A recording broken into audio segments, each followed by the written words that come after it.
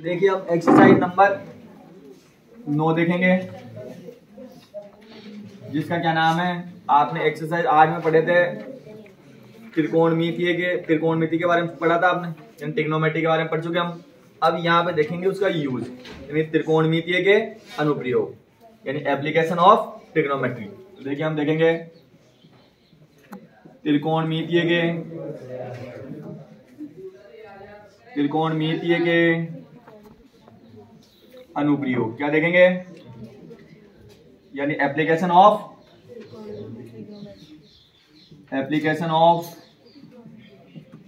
Trigonometry. अब इसका क्या मतलब है, मतलब आपने सीखा होगा टेन थीटा बराबर क्या होता है, लंब का आधार होता है, परपेंडिकुलर अपॉन बेस होता है। क्या होता है, परपेंडिकुलर अपॉन बेस। तो उसी का यूज करेंगे कि जैसे कोई भी बिल्डिंग की हाइट निकालनी है आपको, या बिल्डिंग की किसी पॉइंट से डिस्टेंस निकालनी है, दूरी निकालनी है, तो उसके अंदर किसका यूज किया जाएगा, ट्रिग्नोमेट्री का यूज किया जाएगा। टेन थीटा हो गया, साइन थीटा हो गया, कोस थीटा हो गया, इनका यूज करेंगे हम। अब कैसे करेंगे, इसमें दो ही तरीके के क्वेश्चन बनते हैं, ठीक है। इसमें एक बनेगा 1 नंबर का क्वेश्चन, अगर मान लो 1 मार्क्स का क्वेश्चन बनेगा, और एक बन सकता है 2 और 3 मार्क्स का। 1 मार्क्स का जब भी क्वेश्चन बनेगा ना, तो एक त्रिभुज पे बेस होगा, एक ट्राइंगल पे बेस होगा। तो ये बनेगा तो अधिकतर किस पे होगा, एक ट्राइंगल पे। तो ऐसा कोई ना कोई एक ट्राइंगल बन जाएगा, ठीक है।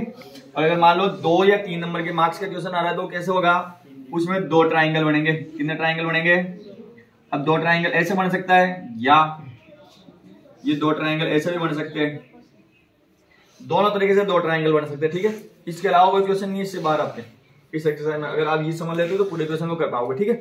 तो इस 2 तरीके से क्वेश्चन बनेंगे इसमें। तो भाई 2 ट्राइंगल इस तरीके से होंगे, और 1 मार्क्स के में नॉर्मल एक ट्राइंगल दिया हुआ होगा। अब देखिए इसमें एक ट्राइंगल दिया हुआ, तो इसमें ज्यादा कुछ करना ही नहीं है आपको। डायरेक्ट आपको या तो टेन थीटा लगाना होगा, या साइन थीटा लगाना होगा, या कोस थीटा लगाना होगा। इनका यूज करके आप आराम से जो भी आपको निकालना होगा वो निकाल सकते हैं। अब क्या निकालना होगा वो अपन देखेंगे। इसमें जब भी क्या करना पड़ेगा आपको, 2 ट्राइंगल में टेन थीटा लगाना पड़ेगा। अधिकतर क्वेश्चनों में यहाँ पे टेन थीटा ही लगेगा। तो यहाँ पे अधिकतर में 2 ट्राइंगल है आपके पास, तो 2 ट्राइंगल में आपको क्या लगाना पड़ेगा, टेन थीटा क्या लगाना पड़ेगा। अब उसमें भी सबसे पहले आपको क्या करना है, छोटे वाले ट्राइंगल में टेन थीटा लगाना है। सबसे छोटे वाले ट्राइंगल में क्या लगाना है आपको, जो छोटा वाला ट्राइंगल होगा उसमें क्या लगाना है, टेन थीटा। फिर वहां से कुछ ना कुछ वैल्यू निकलेगी, किसी भी एक चीज का मान निकलेगा वहां पे। तो वहां से कोई ना कोई वैल्यू निकलेगी, आपके एक्स मान रहे हो, आप जो भी मान रहे हो, बेस मान रहे हो, तो वो वैल्यू निकलेगी कोई ना कोई। और फिर उस वैल्यू को यूज किया जाएगा बड़े वाले ट्राइंगल में। किसमें किया जाएगा, जो बड़े वाला ट्राइंगल है उसके अंदर भी सेम क्या लगाएंगे, टेन थीटा लगाएंगे। क्या लगाएंगे, और उसके अंदर उसका यूज करके हम वैल्यू निकालेंगे। कैसे निकालेंगे मैं बताता हूँ आपको, ठीक है। तो मेनली 2 ही तरीके के यहाँ पे क्वेश्चन आएंगे। अब 2 तरीके के एंगल होते हैं इसमें, उनको भी समझ लो आप। एक है उन्नयन कोण, एंगल ऑफ एलिवेशन, ठीक है।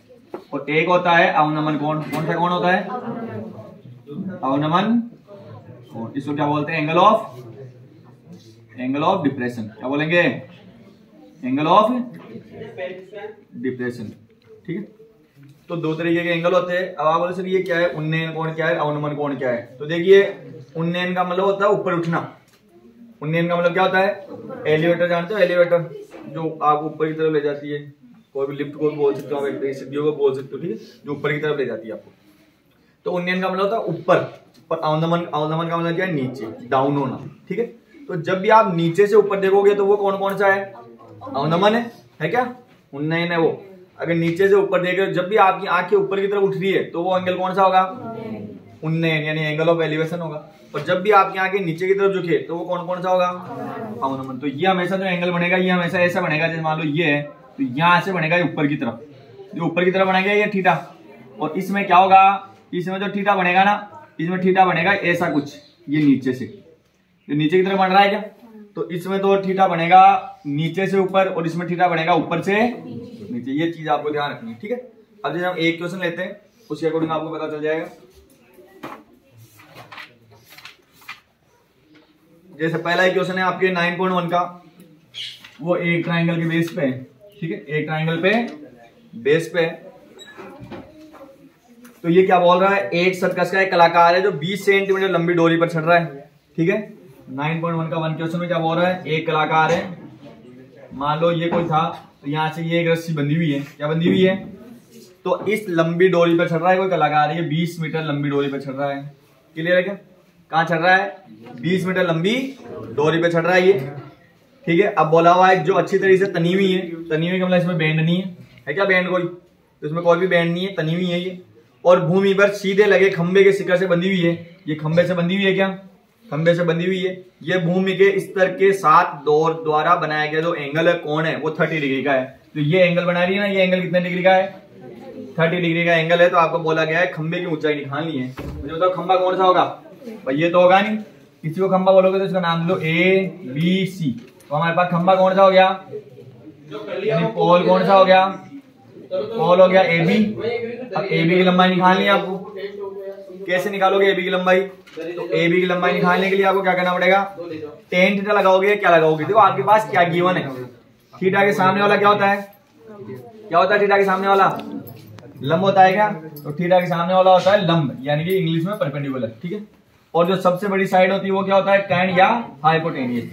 अब देखो आपको क्या निकालना है, कर्ण से एल निकालना है क्या, यानी A से एल निकालना है, हाइपोटेनियस से P निकालना है। तो किसके अंदर कर्ण और लंब आता है, यानी हाइपोटेनियस और परपेंडिकुलर किसमें आते हैं, साइन थीटा। तो आपको यहाँ पे यूज करना पड़ेगा किसका, साइन 30। साइन 30 की वैल्यू कितनी होगी, लंब बटे यानी हाइपोटेनियस, तो परपेंडिकुलर अपॉन हाइपोटेनियस होगा क्या, क्लियर है। अब मुझे बताइए लंब का मान तो निकालना है क्या हमको, तो लंब की जगह मैं AB लिख सकता हूँ क्या, और हाइपोटेनियस की जगह क्या लिख सकता हूँ, हाइपोटेनियस कितना दिया हुआ है मेरे पास, 20 दिया हुआ है क्या कर्ण, आप लिख सकते हो H और K का मान कितना है, 20 मीटर गिवन है, क्लियर है।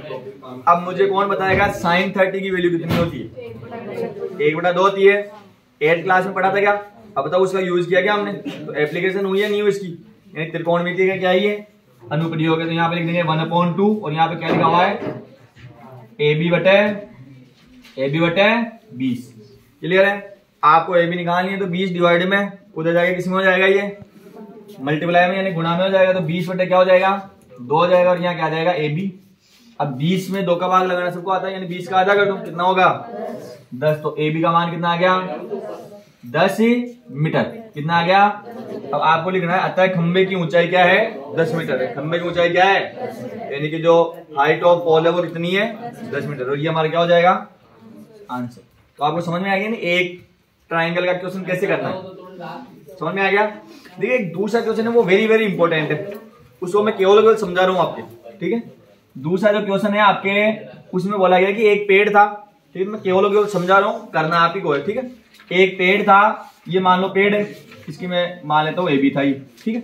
पेड़ की हाइट क्या मान लेता हूँ, अब ये पेड़ मान लो आंधी आने की वजह से टूट गया, अगर यहाँ ऐसे टूट जाएगा तो ये टूटा हुआ भाग ऐसे आ जाएगा क्या, ऐसा होगा, तो ये टूटने के बाद ऐसा हो जाता है।